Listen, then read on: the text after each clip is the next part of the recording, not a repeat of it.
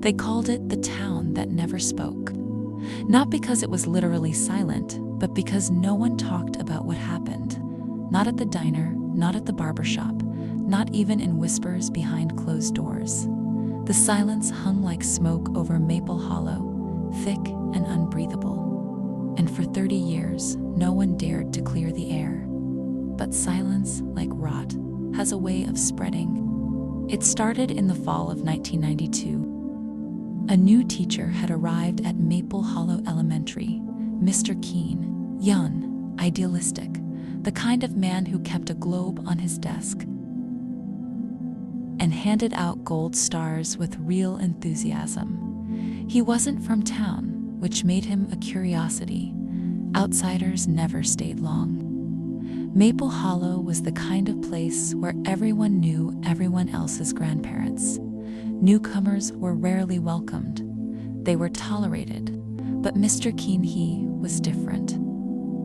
He took time to learn the names of every child, helped coach Little League, and volunteered at the library on weekends. Even the older folks started to warm to him, though they never quite let their guard down. Then came November 3rd, the day little Emily Braith disappeared.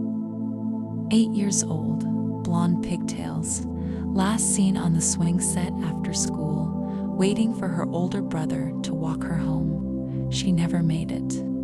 Police searched every inch of the woods. Dogs, drones, helicopters, nothing. Her backpack was found on the edge of the river. But no footprints, no torn fabric, no trace. The town shattered like glass. At first, everyone pulled together. Candlelight vigils, flyers, donations. But as days turned to weeks and weeks into months, grief twisted into suspicion. Someone had to know something. Whispers began in the grocery store aisle. Eyes lingered too long on certain neighbors. Doors were locked earlier, curtains drawn tighter. And then, just like that, the whispers stopped. An anonymous tip led authorities to a shack in the hills, where they found nothing, no evidence, no person. But the sheriff declared it a dead end, and the investigation halted. The town buried Emily's memory in the cold December soil and vowed collectively to never speak of it again. People moved on, or tried to. But Mr. Keene, he never did. He stopped teaching the next year, sold his house and left town. No explanation, just vanished. Most people were too relieved to ask questions. Some said he knew something. Others said he couldn't bear the guilt of failing to protect his student. But no one looked into it. Maple Hollow didn't look into things. It moved on. Until 2022. 30 years to the day. A letter arrived at the Maple Hollow Gazette. No return address, no signature. Just a single typed page and an old photograph of Emily Braith smiling. Pigtails bright, teeth crooked in a way only a child can wear with confidence. The letter read, "You buried her name, but I never did. I know the truth, and I can't carry it anymore. The one who took her still walks your streets, still smiles at your children. I stayed silent out of fear. I'm done being afraid." The town erupted. It made the local news, then regional. People started talking again, but not with clarity. Old theories resurfaced. Conspiracy forums exploded.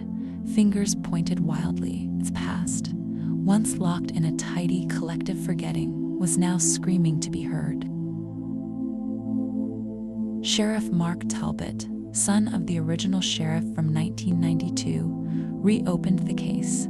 He combed through records, re-interviewed everyone involved, but most of the original witnesses had moved, passed away, or refused to speak, the silence wasn't broken. It was cracking, painfully, like ice on a lake in spring.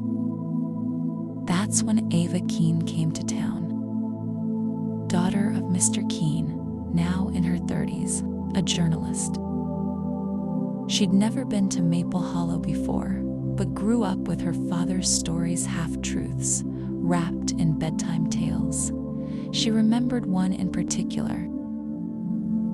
The one he told when she was 9, about a girl who vanished into the woods and a town that buried her in more than just memory. At the time, she thought it was fiction.